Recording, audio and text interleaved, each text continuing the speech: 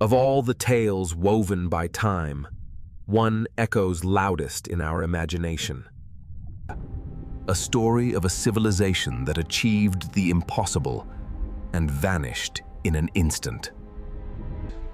A story of a lost empire. A story of Atlantis. For over 2 millennia, we have hunted for this place. Was it real? Or was it merely a warning, crafted by the mind of a philosopher? The story begins not with a whisper, but with a cataclysm. In a single, terrible day and night, Plato wrote, the island of Atlantis was swallowed by the sea and vanished. But to understand how it ended, we must first know how it began. Our story begins in an age of myth, 9,000 years before Plato. When the gods divided the earth, the island of Atlantis was given to Poseidon, god of the seas. On this island lived a mortal woman, Plato, and Poseidon, in his wisdom, fell in love with her. He sought to protect her, to create a perfect sanctuary. And so, with his divine power, he did not build a fortress. He sculpted the land itself. He began with the hill where Plato lived. This would be the center. Around it, he carved a perfect ring of sea, and around that, a perfect ring of land. He did this again and again, until he had created a masterpiece. 3 concentric rings of water, separated by 2 rings of land. Here, they had 5 sets of twin suns, 10 half-divine kings to rule this new land. The first and eldest was named Atlas. And it was for him that the entire island and the ocean that surrounded it was named Atlantis. For generations, the Atlanteans, their blood still pure with the divine, ruled in wisdom. And they built. On the central Acropolis, they built a magnificent temple to Poseidon. In Cid, a statue of the god in solid gold, so tall its head touched the ivory ceiling. But it was the outside that showed their true wealth. It was clad in a mysterious, red glowing metal, orichalcum, a metal, Plato wrote, more precious than gold, which sparkled with the light of fire. They built walls on the land rings. The outer wall, clad in bronze. The inner wall, in gleaming tin.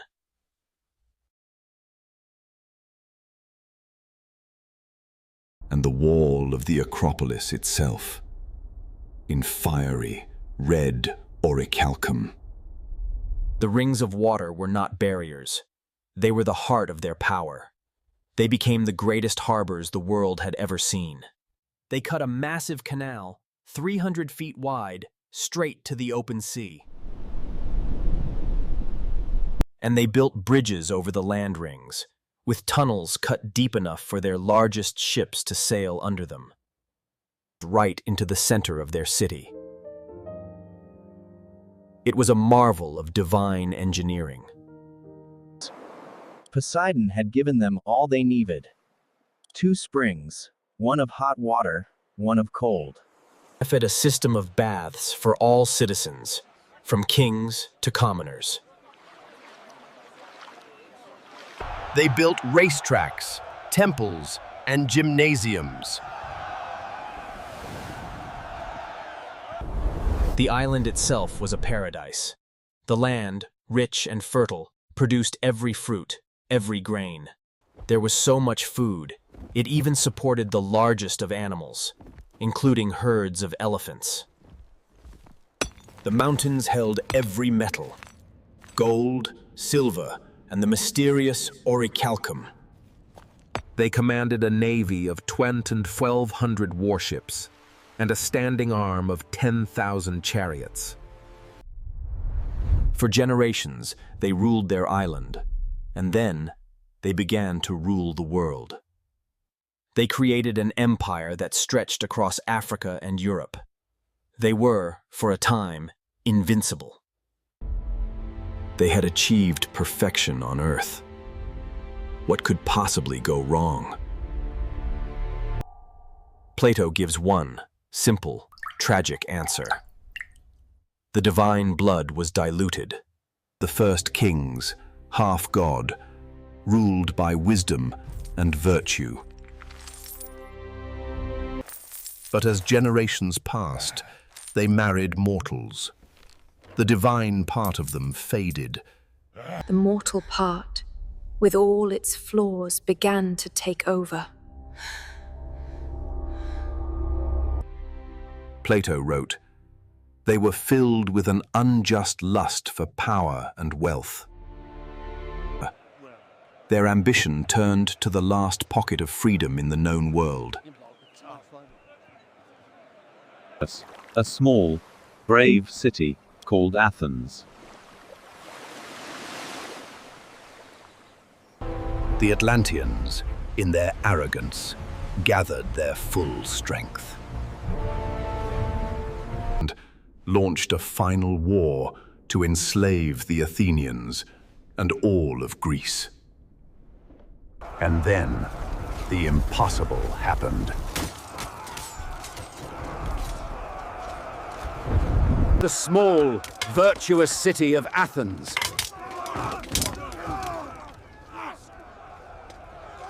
defeated the entire, vast, corrupt empire of Atlantis.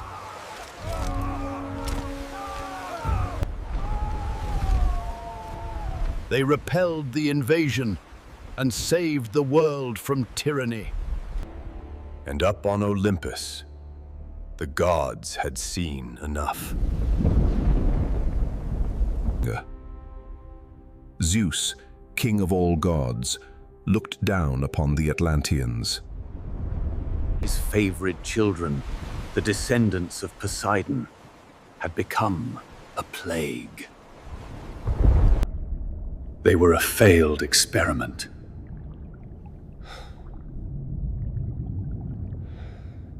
He called the gods to assembly, to pass judgment on the arrogant empire. His judgment was absolute. They would be wiped from the earth. And so, on that fateful day, as the Atlanteans planned their next conquest, the gods unleashed their final, terrible punishment. First came the fire. The volcanoes of the island erupted. Then came the earth. A violent earthquake, so powerful it split the land. The bridges collapsed. The great walls crumbled.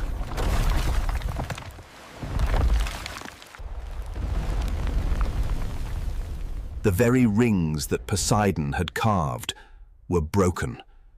The people screamed. Their hubris, their power, their wealth meant nothing.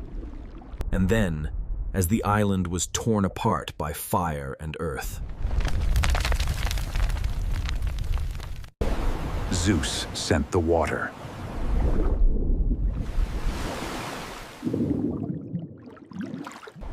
A wave, larger than any mountain, rose from the deep. It crashed down upon the dying island.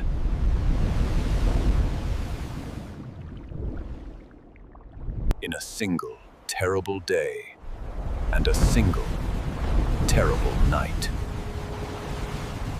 The island of Atlantis and all its people were swallowed by the sea And vanished.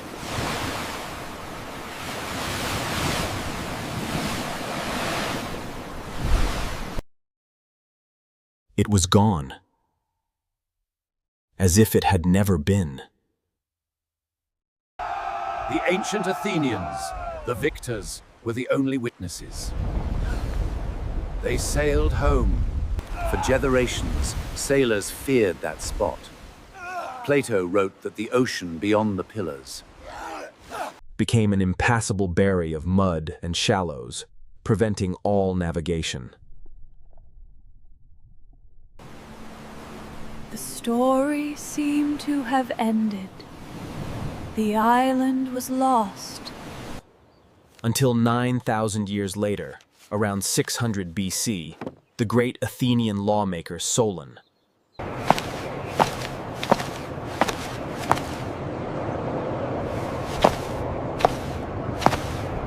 boasted to the Egyptian priests of Greece's ancient history, the Great Flood, their first heroes. O Solon, Solon. You Greeks, you are all children. There is no old man among you. Solon was confused, yes, there. The priest pointed to the hieroglyphs. He said that Greece's memory was short, constantly wiped clean by floods. But Egypt,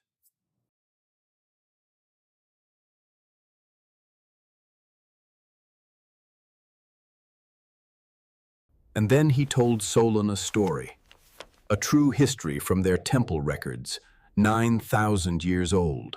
He told of a time when ancient Athens, a perfect, virtuous state, had single-handedly fought and defeated an arrogant, vast empire. An empire, he said, called Atlantis. Solon was stunned. The priest described it all: the rings, the wealth, the war, and the final cataclysm. Solon returned to Greece, intending to write an epic poem of this lost history. But he died before he could.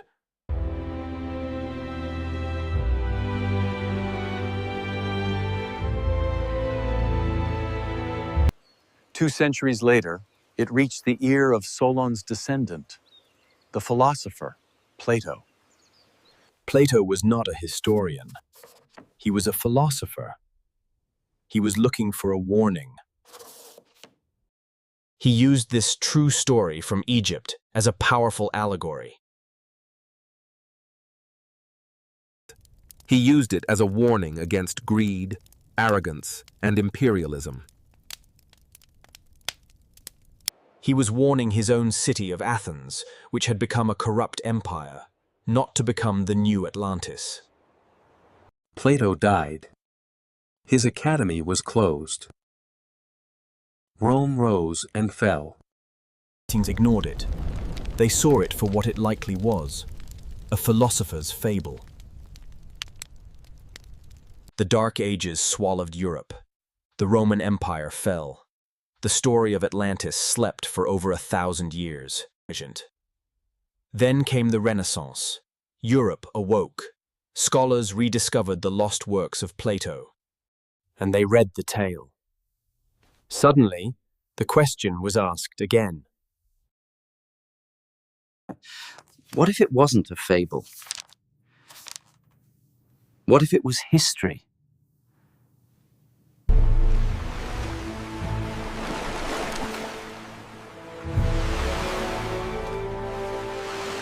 The idea exploded. Maybe this was Atlantis. Or maybe It was the land bridge between the old world and the new. But this is still the theory of scholars. The story is still a vague thing. For centuries, it remained a fringe theory, a curiosity. The myth needed a champion. It needed a prophet. And in 1882, it found one. Not in a philosopher or a priest. But in a failed American politician named Ignatius Donnelly. Donnelly had a wild imagination and one massive, unifying idea. He published a book, Atlantis, the Antediluvian World, and it changed everything. Donnelly's book was not a quiet suggestion. It was a thunderous declaration. His argument was simple. 1. Atlantis was real. Plato's story was literal, factual history. 2. It was the cradle of all human civilization. This was his master stroke.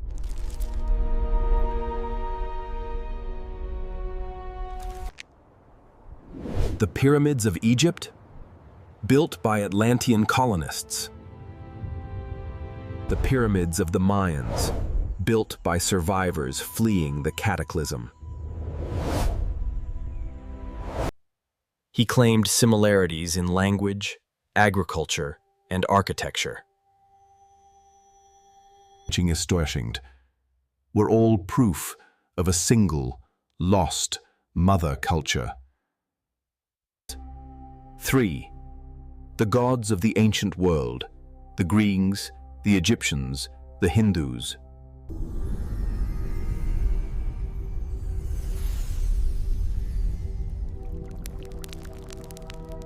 And 4. The great flood myths of the Bible and Gilgamesh.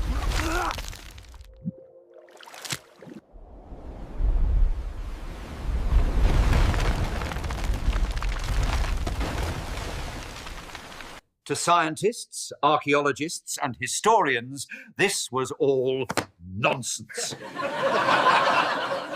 He was connecting cultures separated by thousands of years, with zero physical evidence. But to the public, it was electrifying. Plato's story was a moral fable.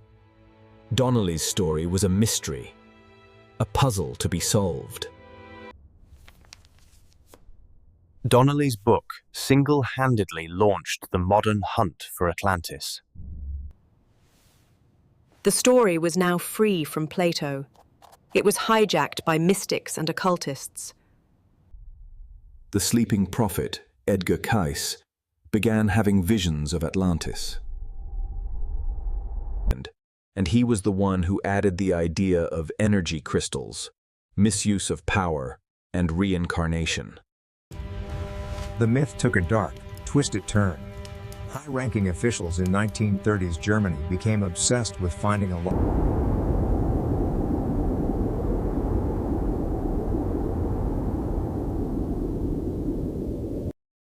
But as the 20th century progressed, the scientists decided to stop laughing and started looking seriously. Scientists began to ask, what if Plato wasn't writing a fable? Brit was describing a real, historical event that he just got slightly wrong. The hunt for Atlantis was about to collide with the discovery of an actual, lost, advanced Bronze Age civilization. The Minoans. And their cataclysm was very, very real. The search had found its most powerful candidate yet.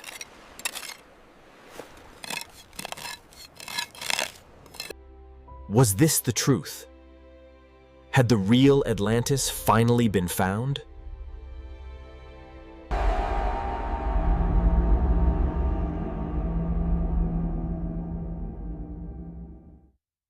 This is the island of Thera, known today as Santorini. It is the jewel of the Aegean. But 3,600 years ago, it was not a crescent. It was a single, massive, round island. And it was an outpost of the most advanced civilization in Europe, the Minoans. The Minoans were a naval superpower. Rich, artistic, and sophisticated, their city at Akrotiri had... They were wealthy, powerful, and they lived on a volcano. Around 1600 BC, the volcano began to rumble. The people evacuated. And then, it exploded. The Thera eruption was one of the largest volcanic events in human history.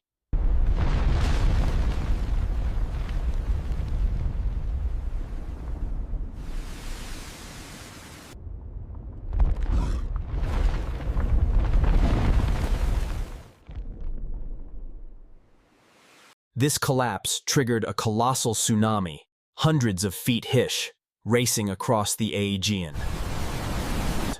It smashed into Crete, the heart of the Minoan civilization, wiping out their fleet and coastal cities.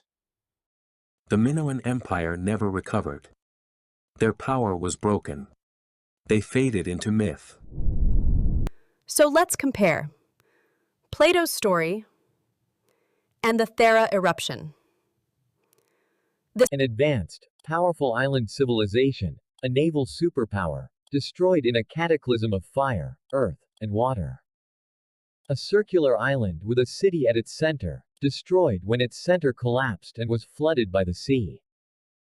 A story of a war between this empire and the early Greeks, the Athenians. The pieces fit together perfectly, but the parallels are uncanny. It seems we've found it. Case closed, right?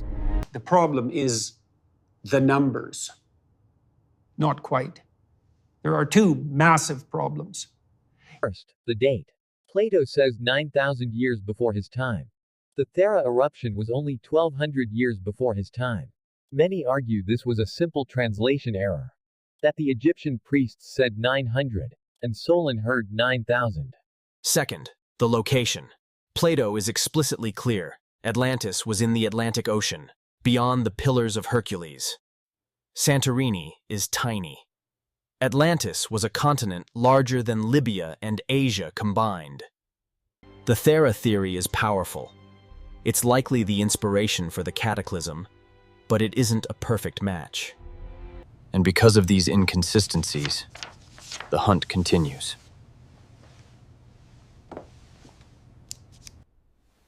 If not Santorini, then where?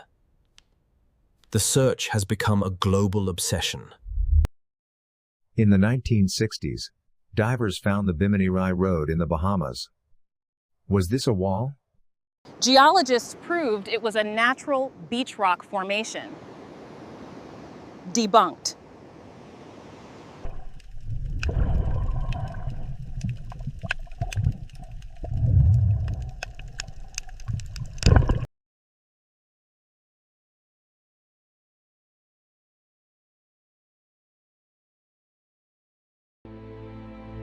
More recently, researchers pointed to the marshlands of southern Spain, near Cadiz.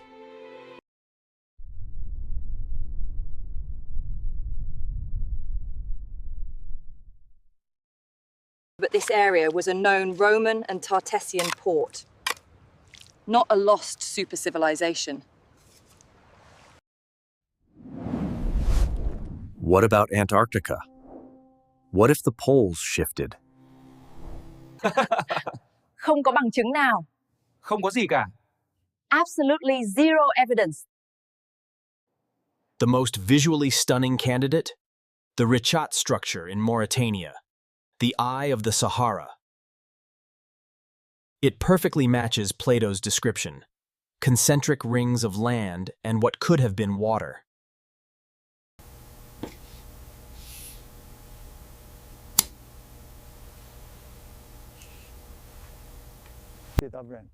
Nó là một vòm địa chất tự nhiên, bị xói mòn trong 100 triệu năm. But geologists are unanimous. And that is the story of the hunt. Every single candidate Fails the test of science. Not one shred of orichalcum, not one Atlantean inscription has ever been found. So what are we left with? We go back to the man who started it all. Plato, the philosopher, the storyteller. In all of ancient literature, only one person ever mentions Atlantis: Plato. No historian, no poet, no other writer. Not Herodotus, not Thucydides, no one. In fact, Plato's own star student, Aristotle, dismissed the story. The man who dreamed it up also destroyed it. And this is the most logical conclusion. Plato invented Atlantis. And he invented it as a fable, a thought experiment to warn Athens. He created a thought experiment, a fictional superpower, likely inspired by the Thera eruption. And he created an unbelievable enemy to highlight the virtue of an unbelievable Athens. He never intended for us to find it. He intended for us to understand it. But we, as humans, don't want a fable. We want a mystery. We would rather search the cold, dark bottom of the ocean than search the depths of the human heart, where Plato told us the real danger lies.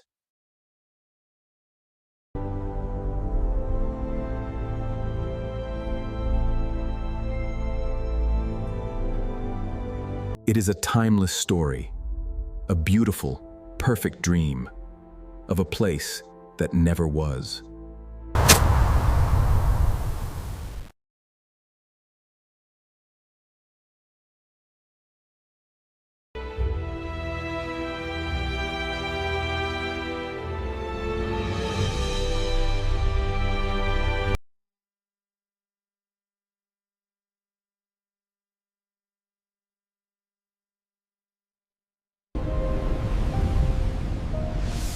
We are all connected by water.